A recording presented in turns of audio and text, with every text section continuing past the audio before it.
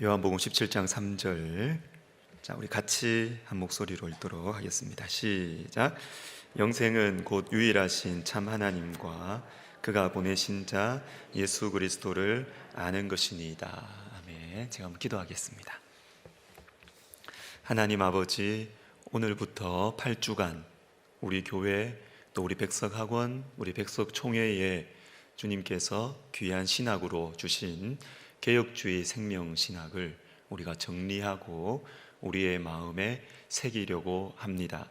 하나님, 이 시간이 그저 귀로 머리로 듣고 깨닫는 것에서 그치는 것이 아니라 우리의 영혼이 일어나고 우리의 삶이 변화되는 성령의 역사가 나타나게 하옵소서. 예수님의 이름으로 기도하옵나이다. 아멘. 여러분, 강의 다 받으셨죠? 네. 자, 오늘부터 이 8주에 걸쳐서 우리 백석학원의 신학, 그리고 우리 교회의 신학, 그리고 우리 백석총회의 신학인 개혁주의 생명신학에 대해서 제가 좀 나누려고 합니다. 제가 생각하는 이 개혁주의 생명신학, 그리고 이 개혁주의 생명신학을 말씀하시고 외치시는 우리 설립자 목사님, 제가 이해하는 이 설립자 목사님의 중심에 대해서 제가 부족하지만 좀 나누려고 합니다. 자, 개혁주의 생명신학을 접근하는 방식은 여러 가지 방식이 있어요. 저 같은 경우에도, 제 경험 속에도 몇 달 전에 우리 교사 선생님들, 교육부서 교사 선생님들을 대상으로 개혁주의 생명신학을 나눌 때는 이 다음 세대 교육에 맞추어서 개혁주의 생명신학을 강의를 했고, 그리고 또 이 개혁주의 생명신학에 대해서 제가 신대원생들에게 몇 학기에 걸쳐서 강의를 한 적이 있는데, 그때는 그 신학생들에게 맞추어서 이걸 접근을 하는 거죠. 목회자들의 상황에 맞추어서, 목회자들이 깨우쳐야 하는 것에 맞추어서, 그 눈높이에 맞추어서 개혁주의 생명신학을 풀었고요. 자, 오늘부터 이제 진행되는 이 8주간은 우리 성도님들을 중심으로 우리가 듣기 때문에 가능한 한 쉽게, 그리고 우리 일반 성도님들 눈높이에 맞추어서 개혁주의 생명신학을 접근하려고 합니다. 자, 먼저 우리가 읽었던 이 본문 말씀은 우리 개혁주의 생명신학의 대표적인 이 성경 구절인데, 영생이 뭐냐? 영원한 생명이 도대체 무엇이냐 했을 때, 유일하신 참 하나님과 그가 보내신 자 예수 그리스도를 아는 것이다. 자, 영원한 생명이 무엇이냐? 자, 영원한 생명은 여러분, 우리가 이 땅에서 죽고 나서 천국에 가서도 우리가 누리게 되는 것이기도 하지만, 이 땅에서부터 누리기 시작해서 천국에서 완전하게 누리는 것입니다. 자, 그러면 천국에서 누리는 것이든 아니면 이 땅에서 누리는 것이든, 이 땅에서부터 천국까지, 이 영원한 생명의 본질이 뭐냐? 본질, 장소의 차이냐 아니면 시간의 차이냐? 아니라는 것이죠. 영생이 무엇이냐? 영생의 본질은 유일하신 참 하나님과 그가 보내신 자 예수 그리스도를 아는 것이 영생의 본질입니다. 이 땅에서든 천국에서든. 천국이 더 완전하다는 차원이지, 천국에서 누리는 영생도, 그리고 이 땅에서 누리는 영생도 요 본질입니다. 요 본질. 뭐냐면 하나님과 예수 그리스도와 친밀하게 된다는 것이죠. 하나님과 예수 그리스도를 아는 것이다. 여기서 안다는 것은 그냥 머리로 아는 게 아닙니다.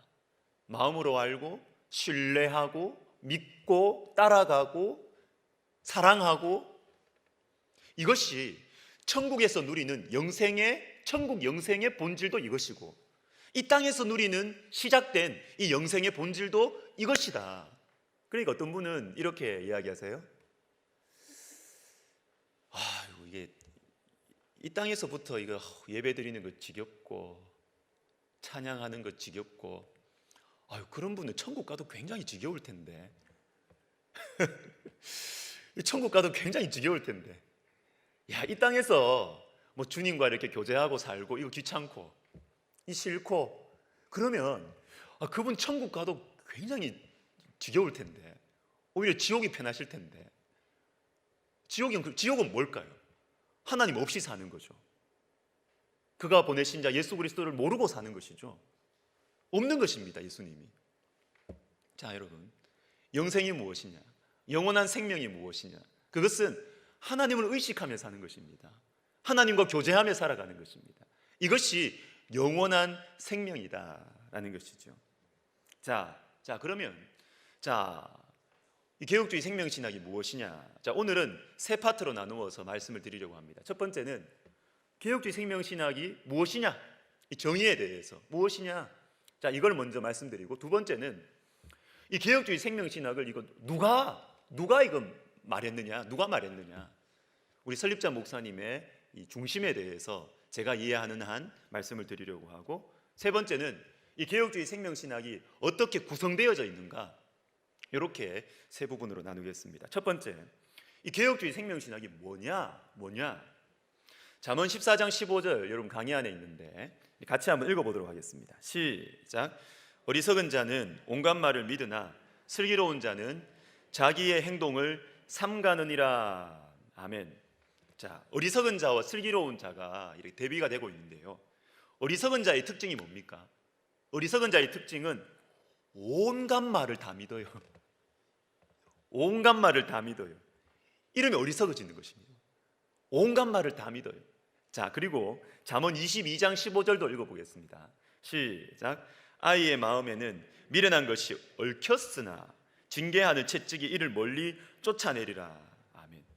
자, 아이들의 마음이 왜 미련하냐? 왜 미련하냐 하면 미련한 것이 있어서 정도가 아니고요, 미련한 것이 정리가 안 돼요. 여러분, 우리가 아는 것이 많아도 정리가 안 되면 머리가 멍해집니다. 질서가 잡혀야 돼요. 정리가 돼야 돼요. 뭐가 우선이며 뭐가 중요한지 정리가 돼야 돼요. 정리가. 성경도 마찬가지입니다.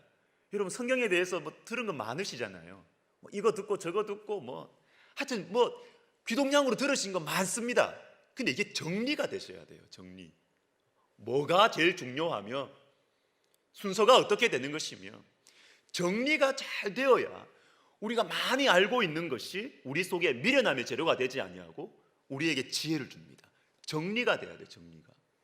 저는 이런 차원에서 이 개혁주의 생명신학은 성경에 나와 있는 이 중요한 진리들을 잘 정리를 하셨다. 잘 정리한 것이다. 저는 이렇게 봅니다.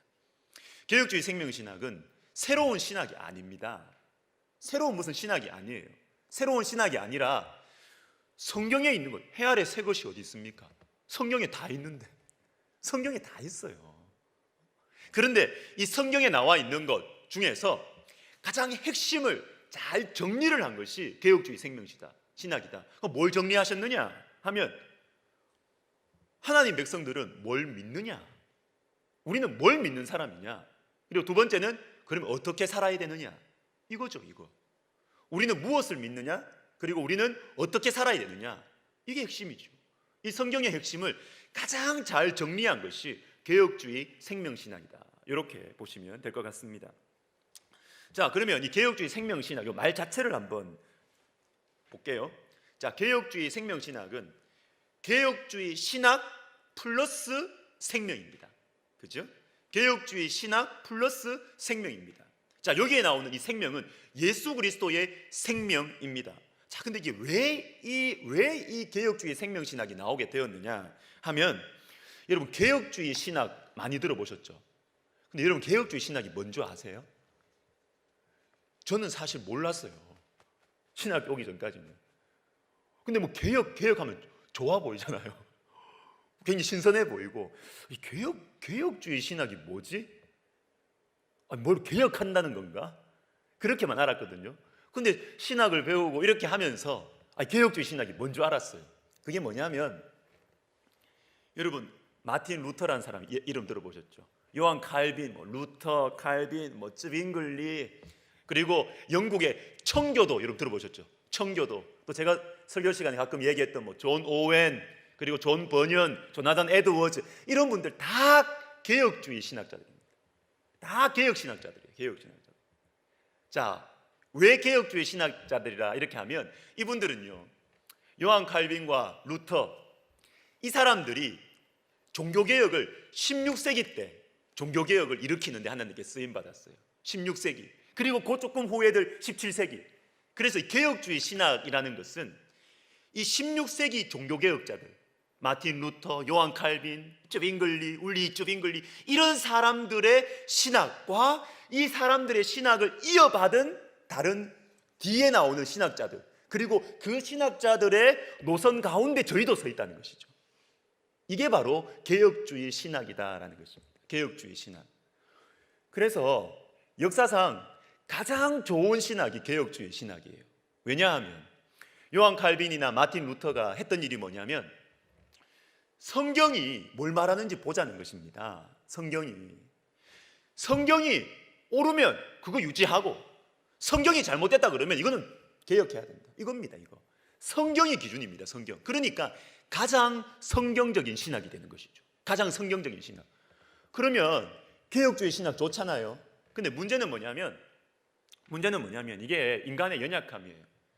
여러분, 아무리 좋은 게 있어도 시간이 가면은 막 과일도 썩잖아요. 그죠? 아무리 사과가 맛있는 게 있어도 밖에 내놓고 이렇게 하면은 썩어가잖아요. 사람이 그런 것 같아요. 사람이. 개혁주의 신학은 너무 좋았어요.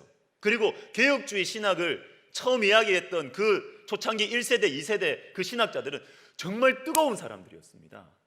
우리가 생각하는 막 존 칼빈 막 칼같이 생기고 이거 아닙니다. 이런 사람 아니에요.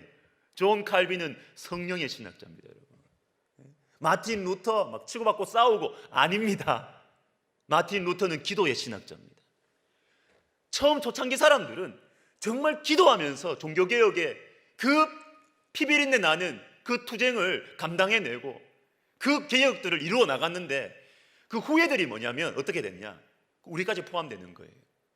그 후예들이 그 초창기 신학자들이, 개혁주의 신학자들이 가졌던 그 정신, 그 핵심은 다 빼버리고 있잖아요.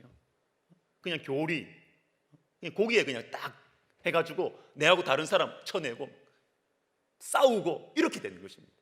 이런 걸 보고 설립자 목사님이 개혁주의 신학이 사변화됐다 이렇게 말하는 겁니다. 사변화됐다. 학문이 왜 나빠요? 공부하는 게 왜 안 좋습니까?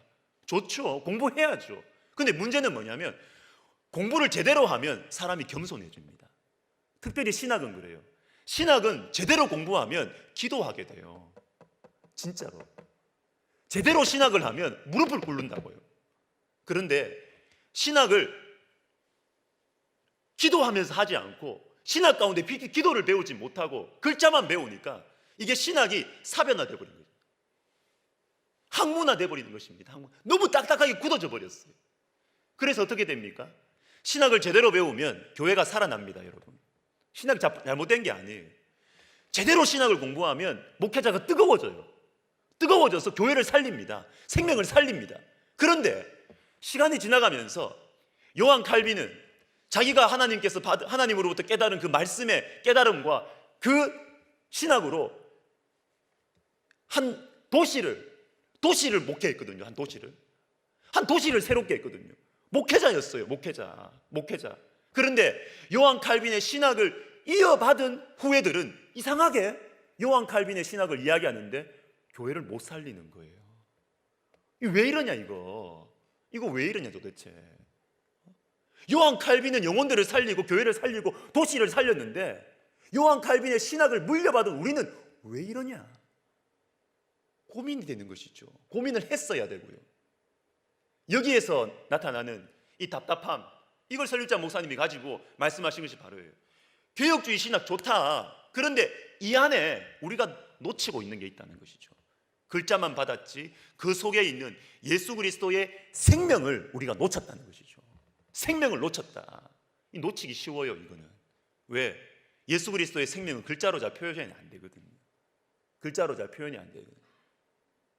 저는 그래서 종교개혁도 신학적인 논쟁, 교리 논쟁으로 사람들이 많이 보는데 저는 그렇게 보지 않습니다. 종교개혁은 영적 부흥운동이에요. 영적 부흥운동. 종교개혁의 대표적인 책인 기독교 강요 그 서문 앞부분을 봐도 얼마나 이 책이 간절하고 절실하고 영혼들을 살리기 위해서 핍박받는 죽음 앞에 서 있는 성도들에게 주어진 책이라는 것이 그 서문에 나와요. 종교개혁은 영적 부흥운동입니다. 영적 부흥운동. 요걸 딱 떼버리고 글자만 받으니까 문제가 생기는 것이죠. 교회를 살리지 못하는 신학, 그게 뭐가 필요했어요? 아무 필요 없습니다. 교회를 살리지 못하는 신학은. 그래서 개혁주의 이 신학에, 성경적인 신학에 예수 그리스도의 생명을 불어넣자. 예수 그리스도의 그 생명은 성령이죠. 성령의 역사를 불어넣자. 이것이 바로 개혁주의 생명신학이다라는 것입니다. 그래서 제가 지금까지 말씀드린 것을 정리를 하면 개혁주의 생명신학의 정의가 되는 것입니다. 이런 강의 안에도 있고 앞에도 나올 것입니다. 우리 같이 한번 읽어보겠습니다. 시작. 개혁주의 생명신학은 성경의 가르침과 사변화된 신학을 반성하고 회개와 용서로 하나 되며 예수 그리스도께서 주신 영적 생명을 회복하고자 하는 신앙운동이다.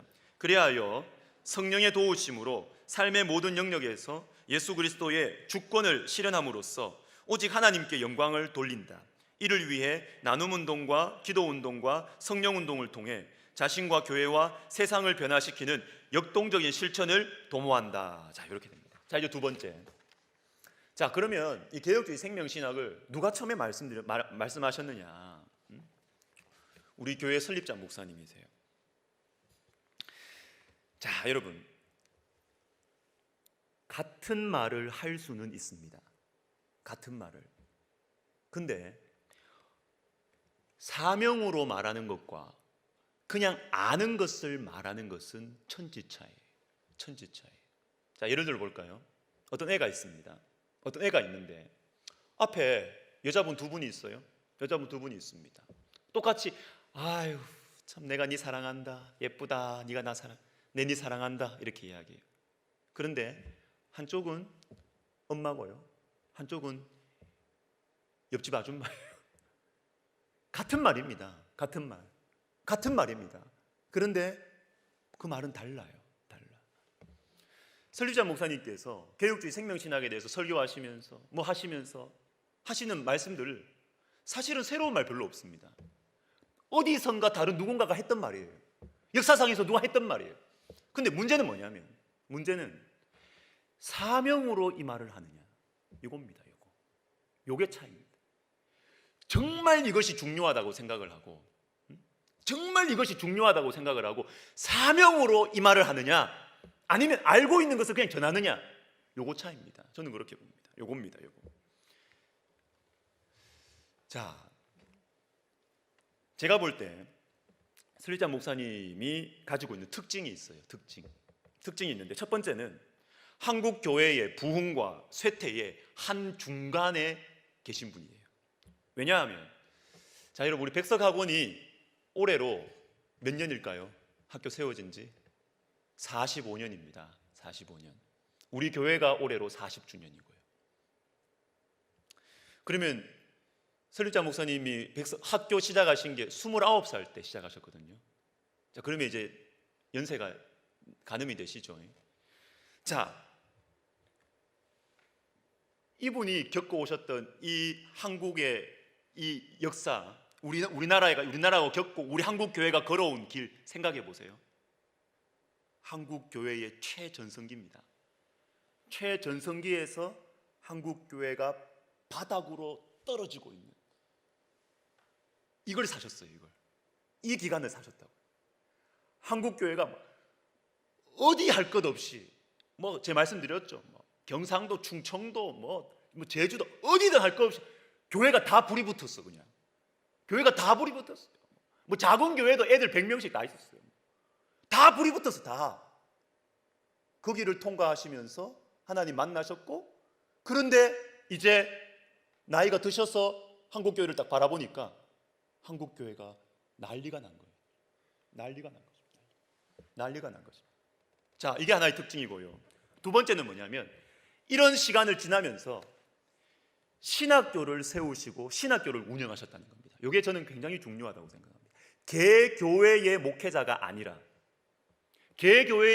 아니라 뭐 목회자들 중에는 뭐 큰 교회 목사님들 많으셨죠.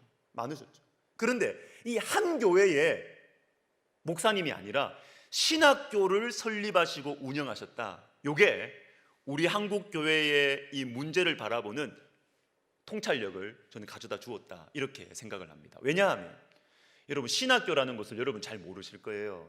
어떤 특징을 가지고 있는지. 신학교는 교단의 중심입니다. 중심. 신학교는 그냥 학자들만 모여 있어 가지고 그냥 얌전한 곳이겠지. 아닙니다, 여러분. 아닙니다. 교단의 소식들이 쫙 들어오고요. 소식들이 들어오고요.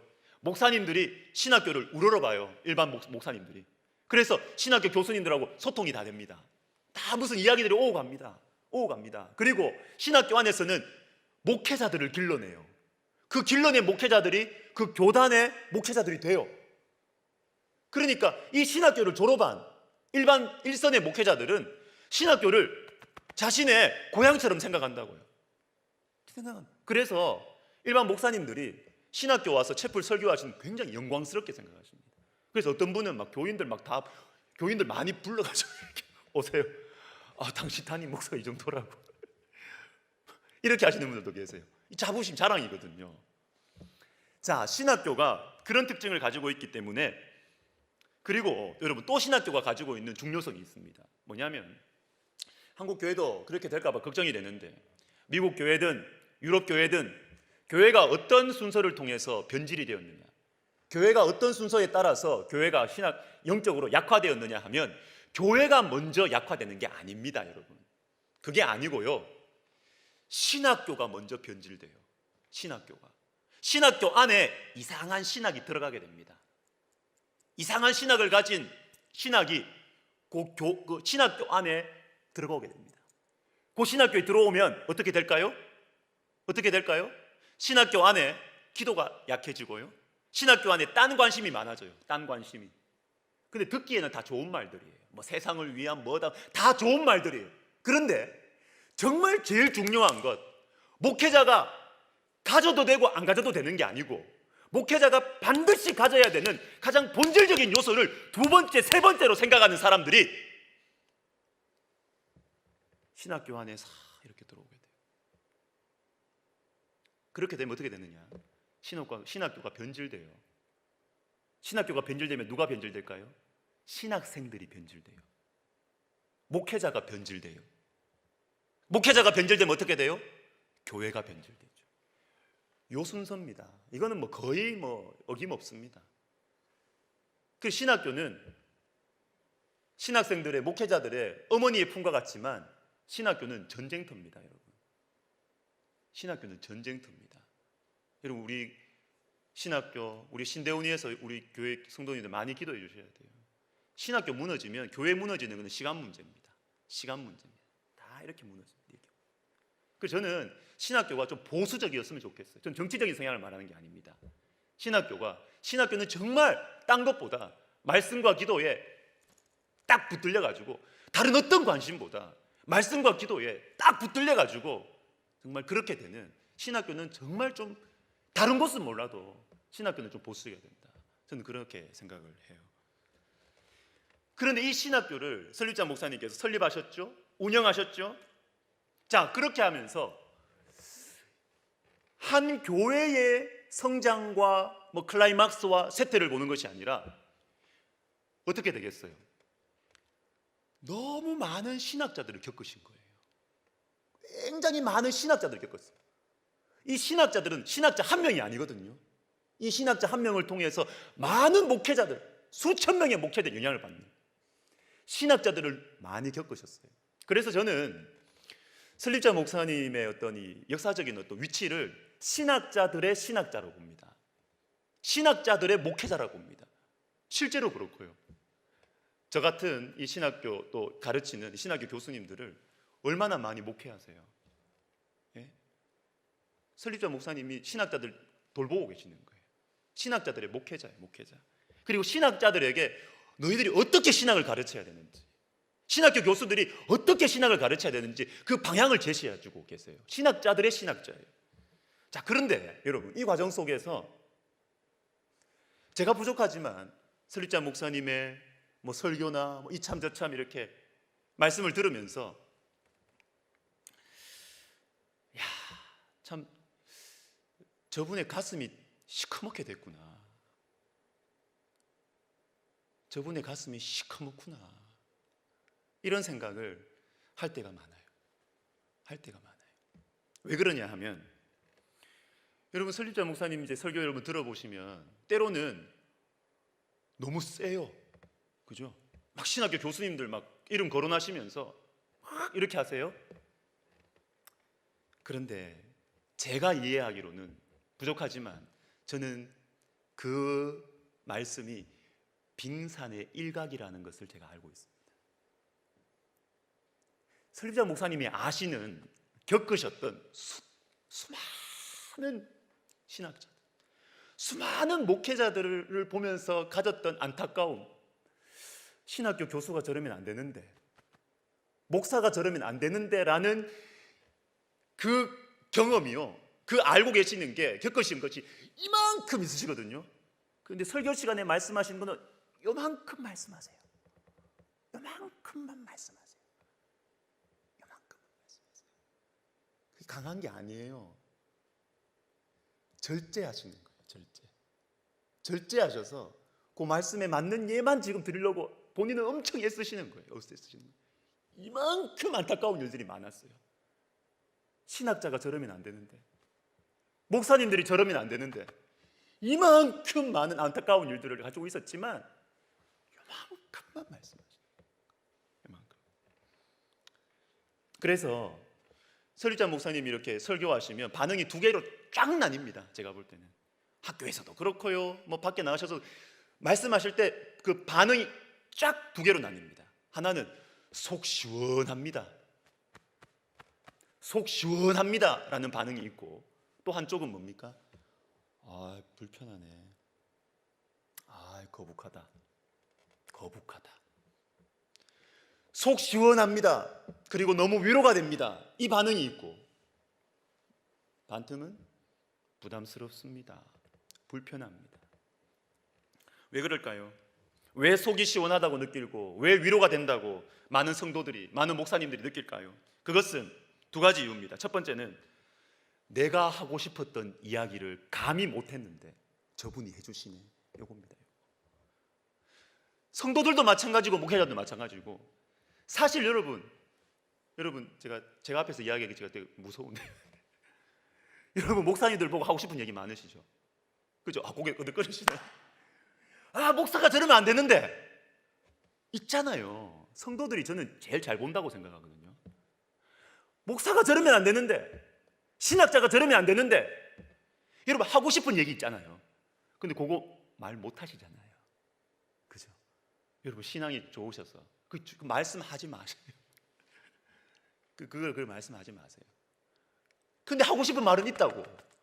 근데 그 이야기를 다른 사람들은 겁내서 잘 못해요. 또 권위가 없어서 말을 잘 못합니다. 그런데 그거를 설립자 목사님이 공식선상에서 담대하게 말씀해 주시는 거예요. 그래서 성도들이 들으면서 야, 시원하다. 내 하고 싶었던 얘기 해주시네. 시원하다. 그리고 또 하나의 이유는 위로가 되는 거예요. 위로가. 한국 교회가 이렇게 되어야 교회가 사는데, 한국 교회가 이렇게 돼야 되는데, 이거를 설립자 목사님 말씀해 주시는 거예요. 그래서 너무 위로가 되는 거예요. 너무나 위로가 되는 거예요. 그러면 반대, 부담스러워하고 거북스러워하는 사람들은 왜 그럴까? 동의를 안 해서 그래요. 당연한 거예요. 동의를 안 해서 그래요. 동의를. 나는 당신하고 생각이 다릅니다. 그래서 부담스러워하는 거예요. 내가 좀 마음이 찔려도 나는 당신과 생각이 같습니다. 그러면 위로를 받아요. 그러나 생각이 다르거든요. 생각이 다르니까 거북하네, 딴 것으로 표현하죠. 나 거북하다, 불편하다, 꼭 그렇게 봐야 되냐, 이렇게 나와요. 저는 그래서 설립자 목사님이 말씀하신 이 개혁주의 생명신학을 제가 이 강의를 또 준비를 하면서 오늘 아침에 그 생각이 나요. 이거는 한국 교회의 영적 각성을 위한 이 선지자적인 외침이다. 선지자적인 외침이다. 왜냐하면 여러분 선지서들 읽어보면 어떠세요? 대부분이 책망이죠. 책망. 그죠? 책망입니다. 책망. 선지서는 책망 플러스 소망입니다. 책망 플러스 소망이 선지서예요. 그런데 이 책망과 소망은 떨어져 있지 않아요. 떨어져 있지 않아요. 사랑하기 때문에 책망을 합니다. 그리고 책망 속에 소망이 있어요. 소망이 없으면 왜 책망합니까? 죽도록 내버려 두지. 책망할 이유가 뭐가 있어요? 개혁주의 생명신학은 한국교회의 영적 각성을 위한, 한국교회의 이 최절정기를 경험하시고, 그리고 한국교회의 이 중심에 있었던, 좀 더 노골적으로 얘기할까요? 저 같은 목회자들은 한국교회가 성장하고 한국교회가 부흥하는데 쓰임을 받았을 뿐만 아니라 한국교회가 망가지는데도 쓰임을 받고 있는 이 목회자들, 신학자들, 그리고 교회를 향한 하나님의 마음, 책망하시면서도 소망을 주시려고 하는, 그죠? 예언자적인, 선지자적인 외침이 개혁주의 생명신학이 아니냐, 이런 생각을 저는 하는 것이죠. 그냥 내용 자체만 보면 이거 어디 다 있는 거 아니냐, 이거. 맞아요, 다 있는 거라고 제가 말씀드렸잖아요. 새로운 게 아니라고 그랬잖아요. 성경에 있는 내용을 가장 잘 정리한 거라고 말씀드렸잖아요. 그런데 문제는 뭐냐면 그 가슴이에요. 그 중심이에요. 누가 말하느냐입니다. 누가 말하느냐. 누가 말하느냐. 어떤 가슴으로 이야기하느냐는 것이죠. 한국교회를 정말 사랑하는 마음으로.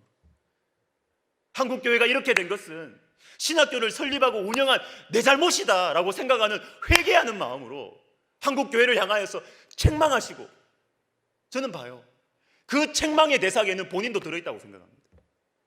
설자 목사님 자기를 책망하시는 거예요. 내가 잘못했구나. 내가 신학교를 잘못 운영했구나. 내가 신학자들을 잘못 돌봤구나. 자기 책망에 들어있는 것이 자기 책망. 책망하면서 한국교회가 다시 살아나기를 소원하는 이 소망의 메시지를 함께 던져주는 영적 각성을 위한 선지자적인 외침이 개혁주의 생명신학이다, 이렇게 됩니다. 그래서 여러분, 저희도 8주 동안 이렇게 보면서 하나님께서 그런 은혜를 주셨으면 좋겠어요. 저는 자신이 없는데 그냥 개혁주의 생명신학 특강 이러니까 그냥 또 어떤 좋은 강의 지식 하나 듣고 하나 알게 됐다, 이렇게 되지 말고 정말 내가 깨어지고, 그죠? 내가 변화되고 말이죠. 내가 새로워지고 내가 영적 각성을 위해서 꿈꾸고 소망하고 기도하는 그런 8주간의 시간이 되었으면 좋겠습니다. 마지막으로, 그러면 이 개혁주의 생명신학은 어떻게 구성되어 있는가? 5대 솔라와 7대 실천운동으로 구성되어져 있습니다. 5대 솔라는 아까 말씀드렸던 16세기 종교개혁자들 많아요. 조금의 신학자들의 간에 또 차이가 좀 있어요. 그러나 16세기 종교개혁자들이 공통적으로 가지고 있는 개혁의 원리, 성경을 이해한 핵심 원리가 다 포함할 수 있는 것이 5대 솔라입니다. 5대 솔라. 5대 솔라가 뭐예요? 첫 번째, 오직 성경. 두 번째, 오직 그리스도. 오직 믿음, 오직 은혜, 오직 하나님께 영광. 이 5개가 5대 솔라입니다. 그런데 이 16세기 종교개혁자들의 이 5대 솔라를 실제의 삶 속에서 어떻게 실천해야 되느냐, 어떻게 실천해야 되느냐, 그것을 잘 정리한 것이 7대 실천운동이다라는 것입니다. 7대 실천운동 어떻게 됩니까? 강의 안에 있죠? 우리 하나씩 해볼까요? 시작. 신앙운동, 신앙회복운동, 그리고 회개용서운동, 영적생명운동, 하나님 나라운동, 나눔운동, 기도성령운동, 이렇게 7개가 되어 있습니다. 그래서 어떤 우리 교수님이 이거 설명하면서 이 첫 번째 글자로 외우면 좋더라고요. 신신회영하나기, 이렇게 됩니다. 신신회영하나기. 우리 이거 다 외우는 겁니다, 여러분. 우리 다시 해보겠습니다. 첫 글자만 한번 해보겠습니다. 시작. 신신회영하나기, 신신회영하나기, 이렇게 되는 것입니다. 그런데 제가 이전에 교사들 특강을 하면서 이 7개 이 구성 순서, 이 뭔가 좀 흐름이 있다라는 생각이 들었어요. 그 흐름이 어떻게 되냐면 7개 중에서 제일 먼저 두 번째 나오는 신앙운동과 신학회복운동은 7대 실천운동의 원칙과 토대와 같은 것입니다. 왜냐하면 이 두 가지는 성경으로 돌아가자는 거거든요. 성경이 답이다, 성경이 기준이다거든요. 이게 바로 7대 실천운동 모든 것의 토대와 기준이에요. 그리고 이어지는 회개 용서 운동과 영적 생명 운동은 내가 정말 말씀이 내 속에 들어오면 자연스럽게 일어나는 반응, 직접적인 열매가 바로 회개 용서 운동과 영적 생명 운동. 하나님의 말씀을 받고 하나님의 복음이 내 속에 들어오게 되면 어떻게 되느냐? 회개하게 돼요. 용서를 받으면 용서하게 된다고, 자연스럽게. 이게 돼요. 이게 돼요. 그리고 내 속에 영적인 생명이 생기게 됩니다.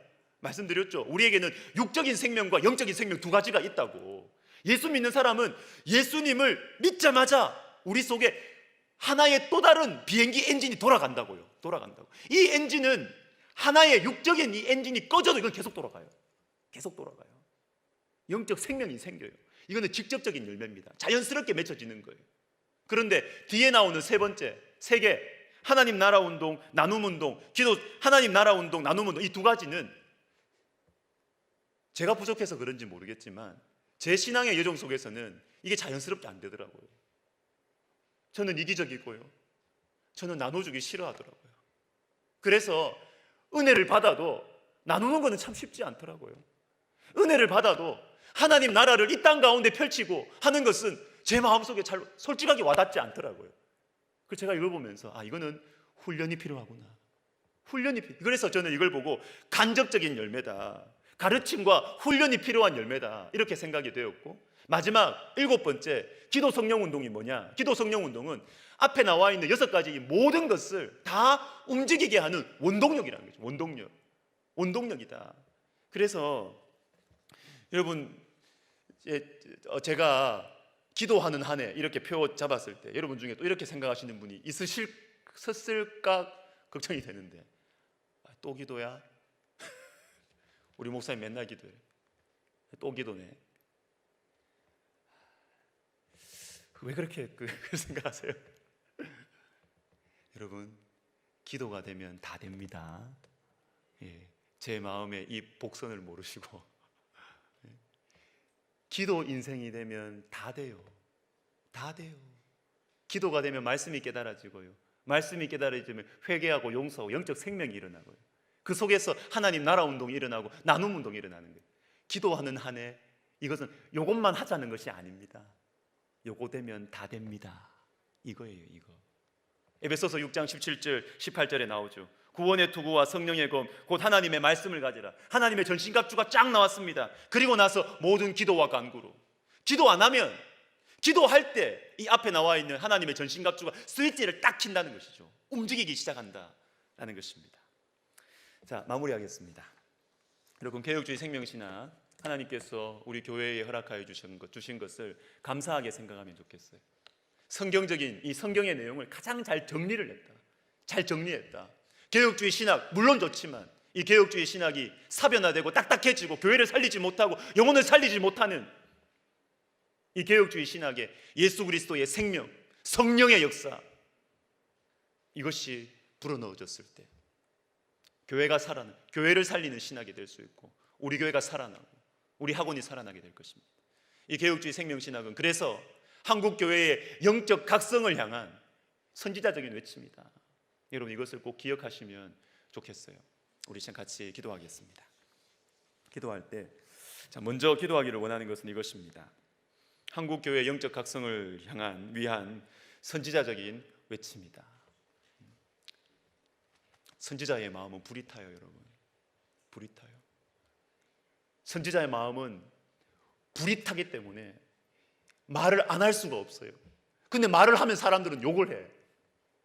욕을 얻어먹는 자리가 선지자의 자리예요. 그러나 말을 안 할 수가 없어. 왜? 사명을 받았기 때문에. 말 안 하면 욕먹을 이유가 없어요.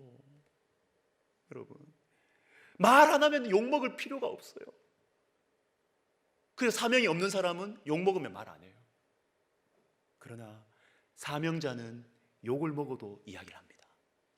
주님이 주신 사명이기 때문에. 우리 시간 기도할 때 하나님 아버지, 주님, 우리 개혁주의 생명신학을 통해서 주님, 우리 속에 이 마음을 허락해 달라고. 주님, 내 속에 정말 하나님의 말씀이 내 속에 들어와서 내 마음이 뜨거워지고 정말로 내가 변하고 정말 우리 백석학원과 우리 백석대학교회를 사용하셔서 주님께서 우리 한국 교회를 변화시켜 달라고 거창한 기도 있을지 모르지만 이거 기도해도 돼요. 우리 시간 같이 한번 기도하겠습니다. 하나님 아버지 감사합니다. 주님, 우리에게 하나님의 말씀을 주시고 그리고 하나님의 말씀을 잘 정리한 개혁주의 생명신학을 우리에게 허락하여 주셔서 감사를 드립니다.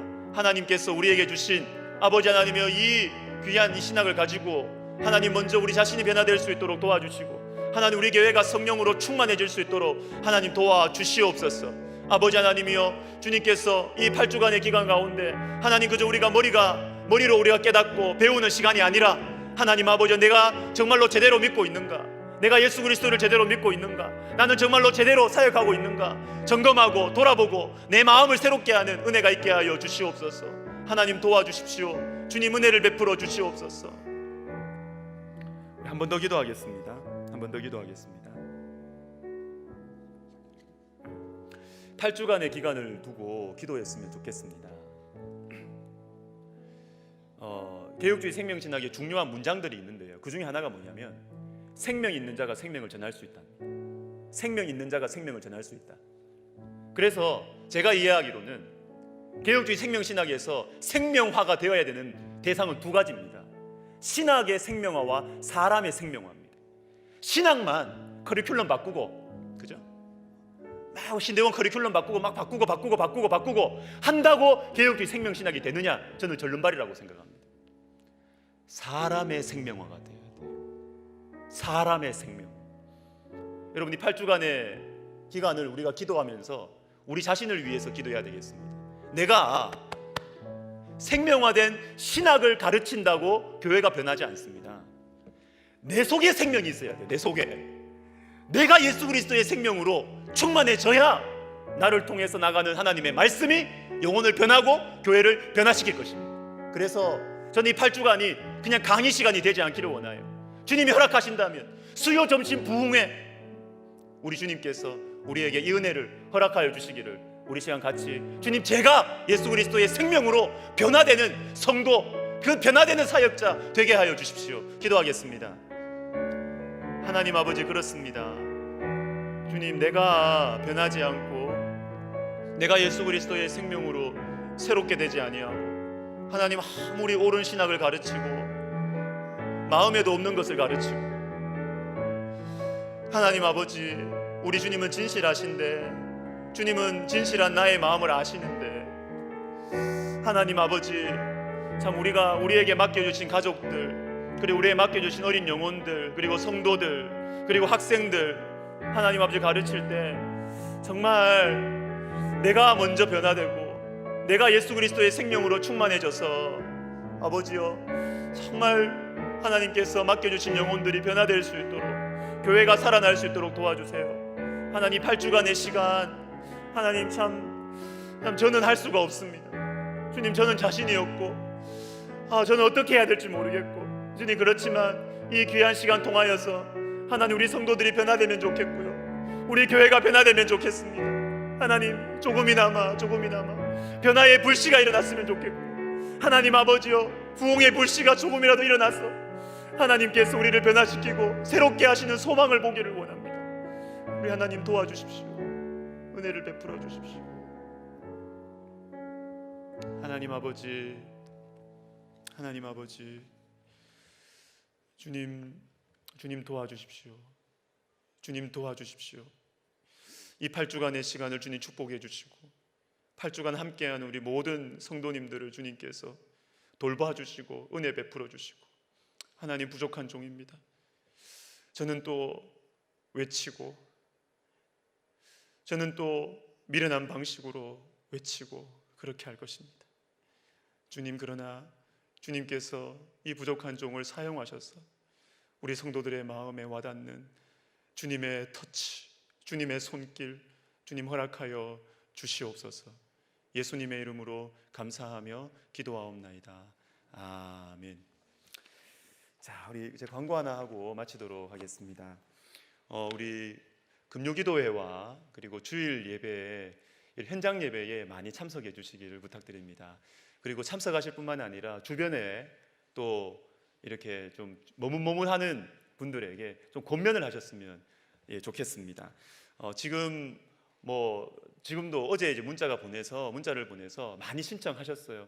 그래도 일부 예배는 지금 자리가 많이 남고요. 그리고 2부, 3부도 많이 신청하셨지만 여러분 더 신청하셔도 돼요. 왜 그러냐면 만약 여러분들 일반 우리 성도님들이 신청하시면 제가 부탁할 거예요. 우리 사역자분들, 장로님들, 그리고 우리 협동 목사님들한테 부탁을 드려서 이분들은 예랑홀이나 다른 강의실이나 이렇게 확보를 하려고 제가 부탁을 드릴 거니까 우리 성도 여러분들 현장 예배 지금이라도 늦지 않았으니까 많이 신청해 주시고 금요기도에도 많이 신청해 주셔서 우리 함께 기도하고 함께 또 이렇게 좀 새로워지는 그런 은혜가 있었으면 좋겠습니다.